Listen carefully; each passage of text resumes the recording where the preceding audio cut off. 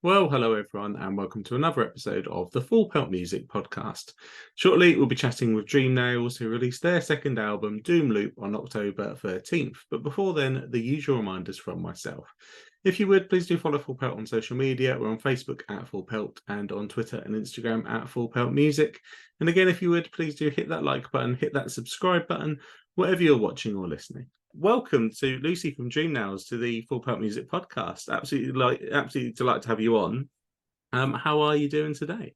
I'm doing so good. It's Friday, the sun's shining. It's exactly a week until our album release, so I'm feeling pretty good. How are you feeling? Oh yeah, I'm feeling great. Like you say, the sun is shining. It is Friday, so all is good in my world. And yeah, Doom Loop out on October the 13th. hmm Obviously, second album from the band, so it must be a really, really exciting time for you.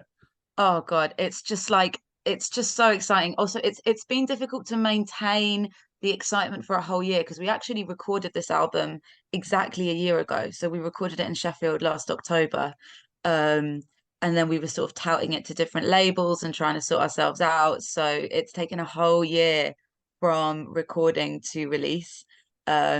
So yeah, finally it feels real and kind of the anticipation is building. So yeah, exciting times.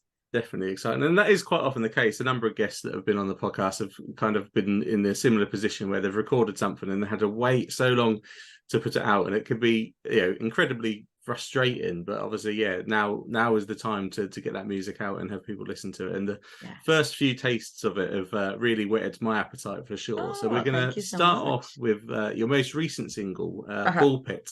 Mhm. So listeners can check it out on our Hard and Heavy playlist on Spotify and obviously all the usual streaming sites already. What can you tell us about that song? Yeah, how did it come together for you, and what are the themes behind it? Okay, so Ball Pit has a very concrete origin story and then also a more abstract interpretation or conceptual approach that we took with it. So the idea for the song came about when we were playing our previous headline tour for our first album, which was in September 2021. And we just played a show in Liverpool. And it hadn't gone very well. Everyone that had been in the crowd had left after the support band played, which is firstly rude.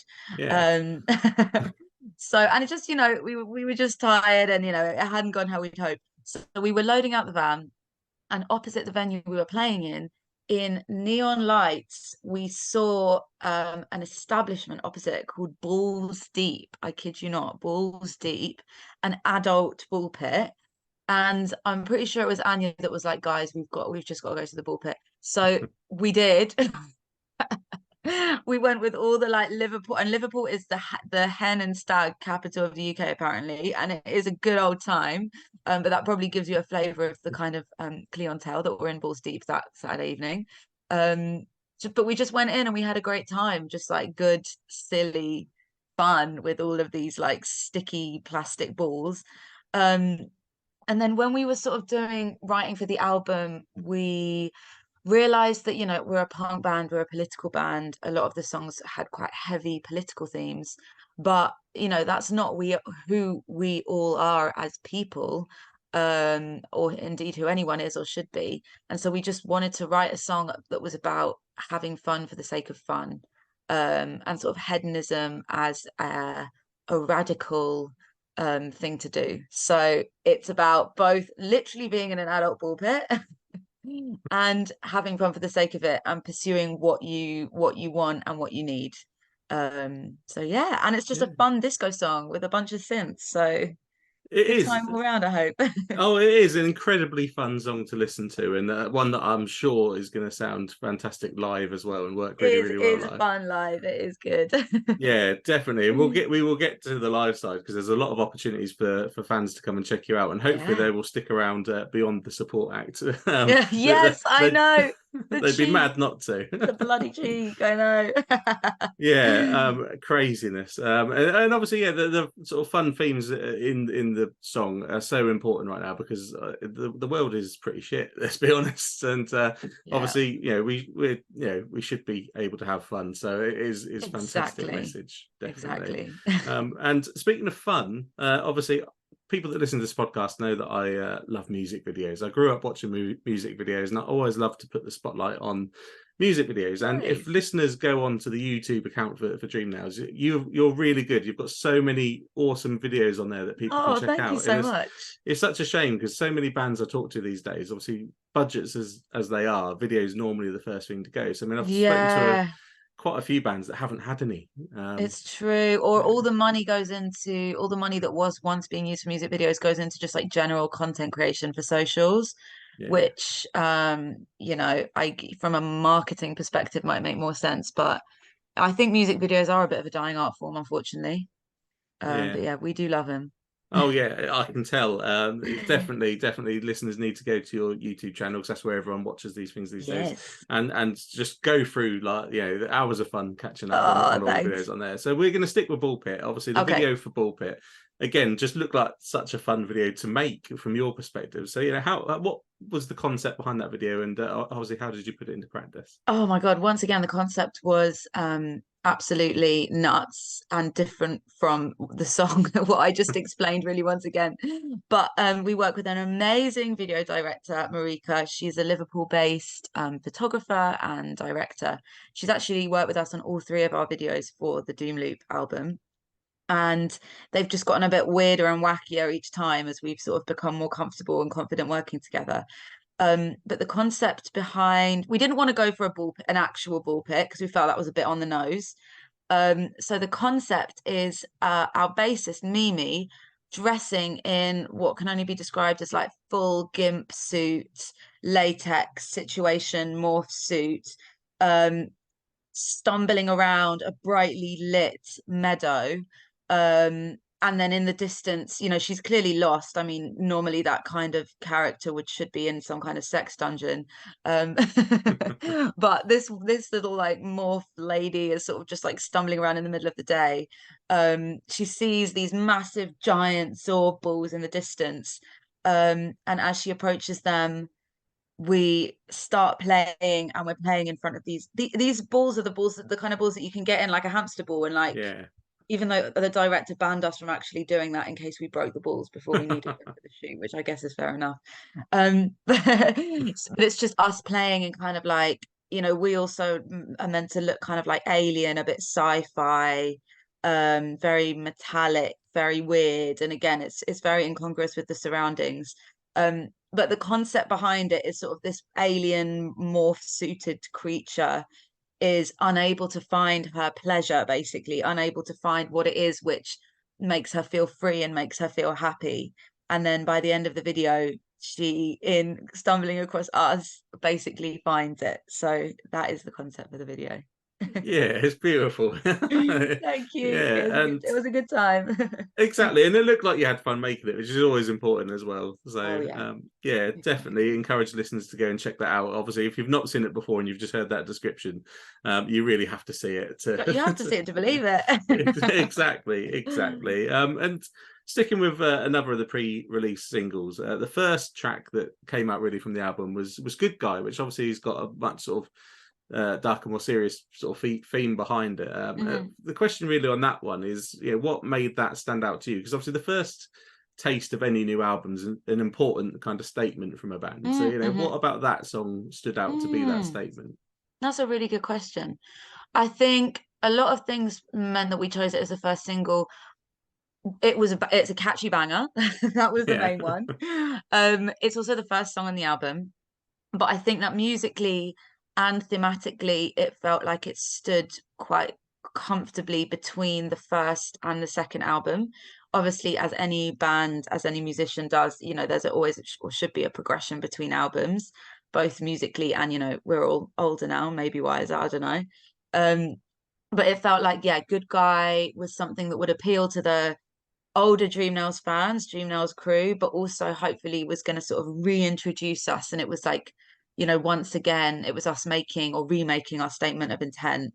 And so the song is about, you know, the fact that, you know, toxic masculinity is just so insidious, and especially the expression good guy. Mm, Like you always hear that, oh yeah, he was such a good guy, we can't believe he's done this because he was always such a good guy.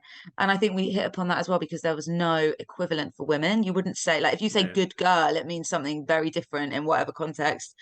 um so that was something that, yeah, just, yeah, we found it as a good way into sort of discussing the wider themes in the album, which is sort of like masculinity through a lot of different lenses. So yeah, it was a gateway song, a gateway Yeah. banger. Yeah, definitely a banger and definitely a logical choice as well. And yeah, really important, like sort of subject it touches upon, as does most of the album and obviously Mhm. your previous work as well. I mean, a lot of bands in this day and age are very keen to kind of shy away from any kind of political statement whatsoever, because Mhm. they're probably thinking from a business perspective, we don't want to alienate Exactly. half of the audience.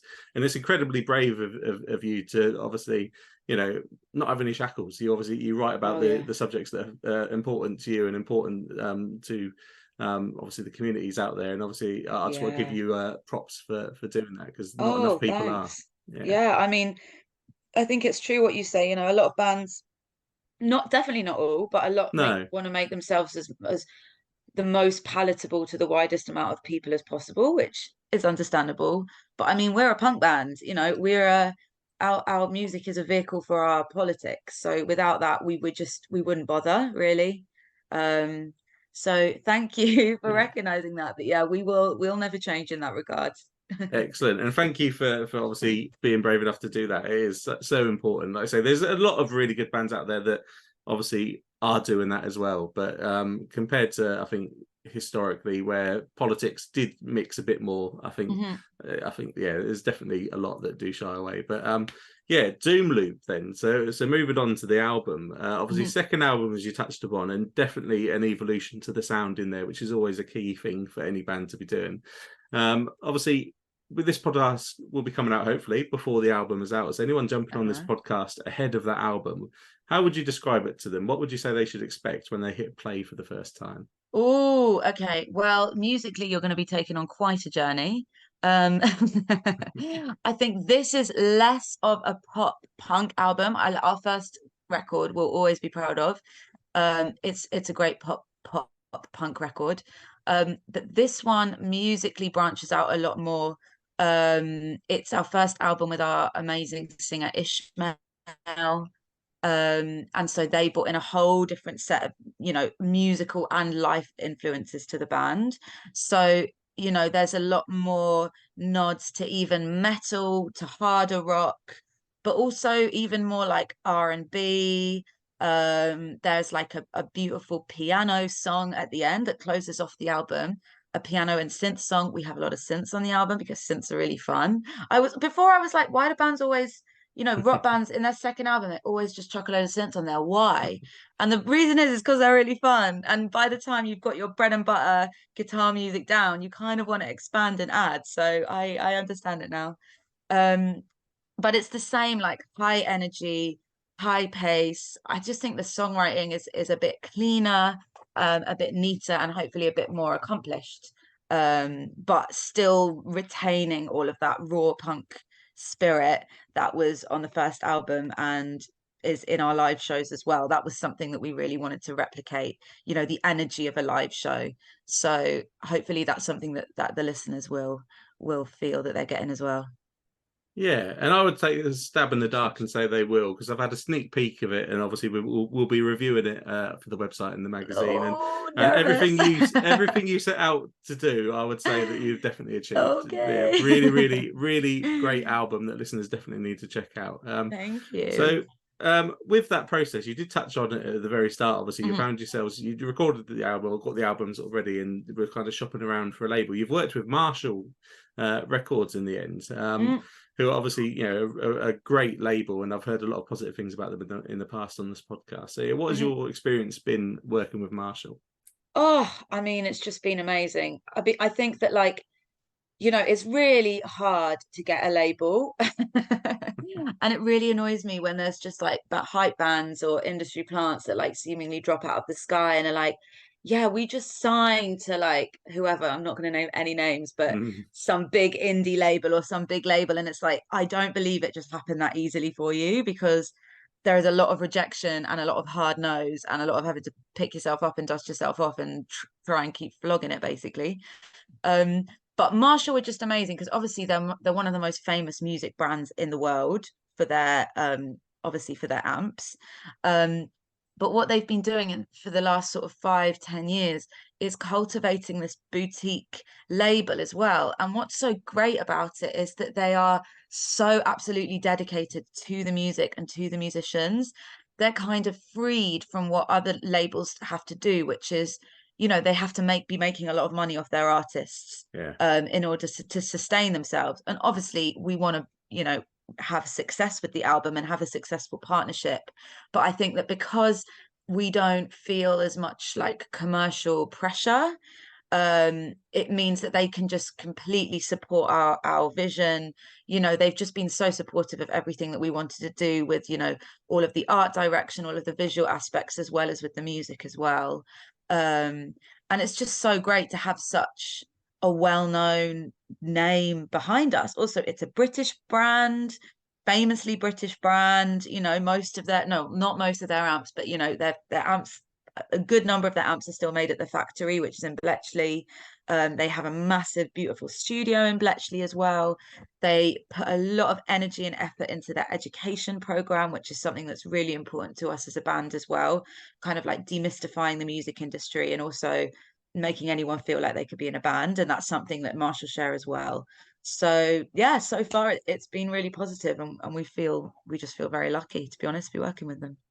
Yeah, no, definitely can understand that. And every artist from Marshall that we've had on the podcast that we've spoken to about the label have gone into that same level of detail about, what Marshall do for you as a band and all the different aspects they get involved in and help you with. And obviously you've kind of echoed all the similar sentiments I've heard before. So yeah, definitely they do sound like a great place for you to be. Oh yeah, and they make great amps and they make great headphones and speakers, and yeah, they're just, I mean, we toured a lot with Nova. We kind of were introduced to them through our friends Nova Twins, who were on Marshall as well. And they, yeah, made the introduction. So yeah, they're just great artists all round on Marshall. So yeah, check them out.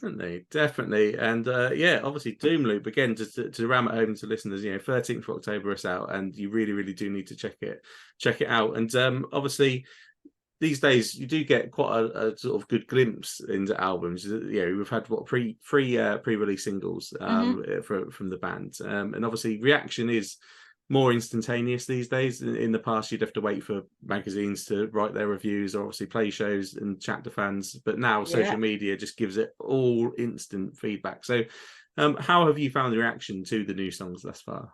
Oh, I mean, just like it's just so it just makes it all worth it, to be honest, because like obviously we're all working day jobs. Being in a band is very far from any of our full-time endeavors. And also until very recently we were self-managed. So, we're just doing endless emails, endless spreadsheets. It's just like running a business with none of the like gratification of actually connecting with the fans, unless you're touring or releasing singles or on the album campaign. Everything can feel quite distant. So just when people have been responding and contacting us on socials or on our Patreon as well, just saying that like they've been waiting for these tracks and they're so happy and they've been loving them and they've been sharing them with their friends. It's like, oh, this is why we're doing it. This is why this is happening. So, oh yeah, I mean, people have been loving it. No one said that they don't love the tracks. Hopefully, if they don't, they're keeping that to themselves. Um, but yeah, no, it's been great, and we value our fans and our community so much. We have a Patreon for anyone who's interested in joining from as little as £1 a month, and we have like a whole Discord community, and we do hangouts and we all chat together, and there's loads of other perks from being a Patreon as well. So it's something that we really invest in, as being close to our fans. Yeah, it's definitely the two you mentioned, obviously Discord and Patreon in particular, are more modern sort of tools that have become available for bands to do, as you say, connect with fans. And the people I've spoken to have just said how important they are as tools to bands to be able to do that. And obviously, I guess you would echo that as well. Yeah, absolutely. I mean, not only financially, I mean, it serves multiple functions, because financially it's amazing being able to have a small amount of income coming in every month. We value it so much, and all that money goes straight back into the bands and band activities. Um, and it also just means that we can have a direct relationship with people. We can have a direct line with people. That's why we're in a punk band. It's another reason why we're in a punk band. It's all about community. It's all about a shared space.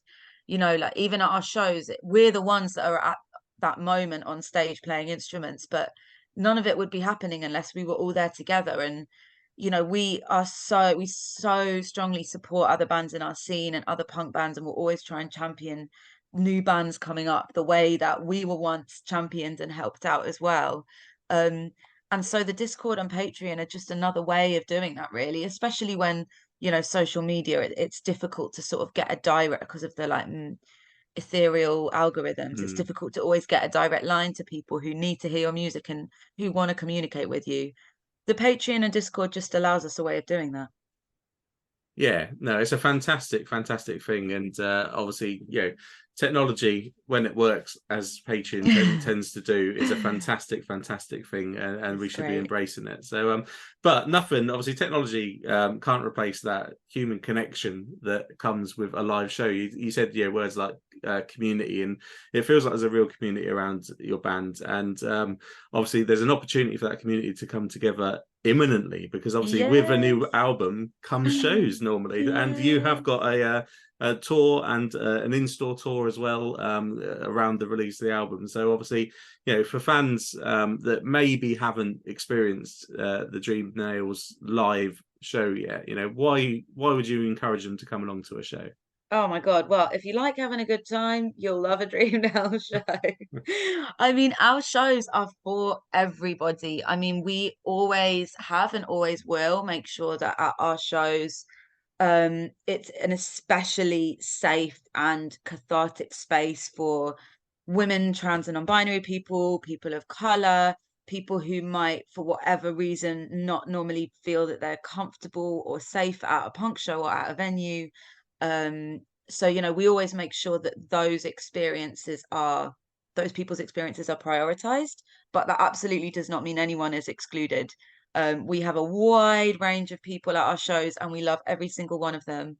And it's just like, you know, nothing beats the energy of live music and of a live rock and roll show. It just like, to me, makes life worth living. It's just that loud amplified music like in your face. It's just amazing. And we're even inciting mosh pits in these shows that we've got coming up. We've got fun audience participation, we've got stories. We're a very chatty band. We love a chat on stage. We always say that we're like part stand-up comedy and part punk rock. And so hopefully people would agree with that. So yeah, the live shows, we've been spent a long time cultivating just the most ambitious live shows we've ever done. But as you mentioned as well, we have 6 in-store dates coming up next week, starting on the 13th of October at Banquet Records in Kingston. And these shows are going to be a bit different. They're going to be stripped down. They're going to be a bit more, yeah, just a bit more intimate. We're going to be sitting down. We're going to be playing the album from start to finish, and interspersing it with, you know, discussing the themes of the album, the process of making it, and just, yeah, hopefully getting a chance to chat with people one-on-one, because that's our favorite thing to do. We're at the merch table after every show. We want you to buy our merch, but we also just want to chat. So Yeah. it's very important to us. Yeah, and I would just encourage listeners. Obviously, there'll be various links in the bio of the episode. Click away, and you'll find the tour dates. Please try and find a show close to you, and come along to a show. And the in stores in particular, I love, as you say, will be a little bit different. They're kind of a relatively recent phenomenon, I think, the in store, certainly to the level that they're done these days. And I love them because you get to see quite often songs presented in a different way, it's a different experience. So yeah, we'd definitely encourage listeners to come along to that as well. And obviously following that as well, EU tour. You're heading out into Europe, which obviously is a bit trickier these days. So it's obviously a big achievement to be able to get out there. So you must be really excited to get across there. Oh, we're excited. I mean, we love playing Europe so much, mainly because on the mainland they feed you. You never get dinner in the UK. It's just, I think it's the way that culture and art exists in this country, unfortunately, that you need to be like grovelingly grateful to like get anything. And like obviously the thought that you might be hungry is just like beyond most promoters. You'll get like a warm pack of hummus and some Doritos if you're lucky. But in Europe, they really take care of you. And I think it's because they just value art and culture within and its role in public life a lot more than they do in the UK. So the dinner is one reason we're excited to go to Europe. Also, the fans are great and the people are great. And it's nice playing. Yeah, we're playing obviously, Paris and Berlin and Amsterdam. But we're also playing a lot of smaller towns in Germany and in the Netherlands and in Switzerland, which is always fun. Is always fun to do because you never know who you're going to get. But we've played a lot in Europe before, especially in Germany. And we really the Germans like know their punk. They absolutely know their punk. Definitely. And they love it. So I feel like Germany is our second home, definitely.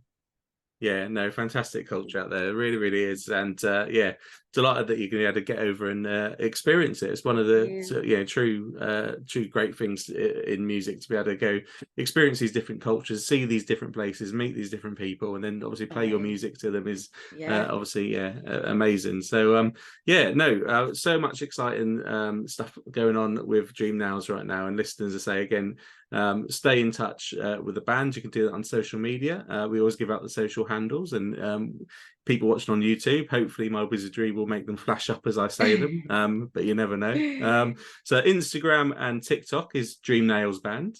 Quite easy for hopefully fans to find that. And Facebook and Twitter is Your Dream Nails. So yeah, definitely encourage listeners to follow the band, find a date to come along to, obviously listen to the album. There's just so much going on that there's never been a better time to follow Dream Nails, for sure. And that brings us to the last portion of the podcast, something we've brought in a few months back now, and it's actually been working really well. We've had some great answers coming from it. So I'm going to put you on the spot slightly. Oh my God. It's called Magic Wand. Okay. So the music industry, there's a lot of issues with it. Let's just put it that way. And we're going to go into Fantasyland for a moment, and I'm going to give you a magic wand that is going to let you fix one thing, but one thing only. And that's the challenge. So, oh God, what one thing would you like to change about the music industry? Oh my God, That's a tough one. I don't know. I think there's two that I'll let you have two. Can I have two? Okay. You can have two. So one of them would be, less emphasis on content. It's very time consuming. And it takes a lot of creative energy away from, time and energy we should be putting into making music and sort of like doing the thing that we want to do. But we have to channel that into like making content and staying on top of that. Sometimes it can be fun, but a lot of the time it's a real drain, and it just feels like kind of an uphill battle. And sometimes you're like, what's the point? Why am I doing all this? So yeah, less of a focus on content. And the other thing I would say is definitely more representation in the industry, but on the non-music side of things. So I'm talking about, when I say representation, I mean people who are from more traditionally marginalized communities, not only women, but trans people, non-binary people, people of color, other people who have had barriers into the music industry and into the creative industries, both on the creative side and on sort of like the back end. So I'm talking about people that work for labels, people that work for agents, promoters, but then feeding all the way down into people that work in sound, front of house people, and sort of like the more technical jobs, production, mastering. So I would love to see there being more opportunity in that side of things. And that's what I would do with my magic wand. What have other people said? What kind of things have To be fair, I Have a think good morning. both of them have come up before already. Mm. Obviously, there's a lot of business-esque ones, streaming numbers, merch, cuts at venues. Oh, But yeah, I think your two ones there, Lucy, are really, really good, really, really good. I thank mean, you. obviously, doing what I do with Full Pelt Music, the content bit, I can't agree more with, and definitely as well, just more diversity, in the industry is never ever going to be a bad thing. It's Hmm. only going to bring, just more opportunities, better music, Yeah, just more exciting music, because exactly. just again, four white guys in a band just playing guitars, it's been done to death now, isn't it? It's been Really? done to So, death, and yeah. there's nothing inherently wrong with that. It's No, just that we no. need like a more rich and a more fertile cultural landscape because that's going to benefit all of us. So, Precisely. I mean, yeah. my musical taste is really, really eclectic. Because I can't listen to one style of music because I get bored just listening to one style. So Yeah, just diversity in all walks of exactly. life, Yeah. 100%, is such an important thing. So yeah, thank you so much for them. Really, really good. And obviously, again, just to ram it in one final time, listeners, Dream Now, everything going on with the band, definitely jump on board with. And it's been absolutely fantastic having you on and chatting with you, Lucy. We always Oh, just it's a throw the pleasure. final message back to the Yes. guest and Yeah. say, what would be your final message for the listeners today? Bah! Have a More nice. pressure. Okay, well, I don't know. I just want to say, I don't know when people are going to be listening to this, but I hope you're having a nice day. And if you're listening to this after the 13th of October, your day could be made better by streaming or buying Doom Loop or buying a ticket to a show. So that's my final message. Shameless plug, but Exactly. It has yeah. to be done. It has to be And buy done. yourself a treat on the way home for if you're out and about. That is never goes amiss. Definitely, definitely. No, absolutely brilliant. Thank you so much for joining us, Lucy. Oh, thank you so much, Paul. Well, thank you everyone for listening. I really do hope you enjoyed that chat there with Dream Nails. Do make sure you check out their new album, Doom Loop, which is out on October the 13th. And of course, follow the band across social media to stay up to date with everything coming from them. You can also stay up to date with Full Pelt on social media. We're on Facebook at Full Pelt and on Twitter and Instagram at Full Pelt Music. And finally, if you would, please do hit that like button, hit that subscribe button, wherever you're watching or listening, because we'll be back very soon with another episode of the Full Pelt Music Podcast.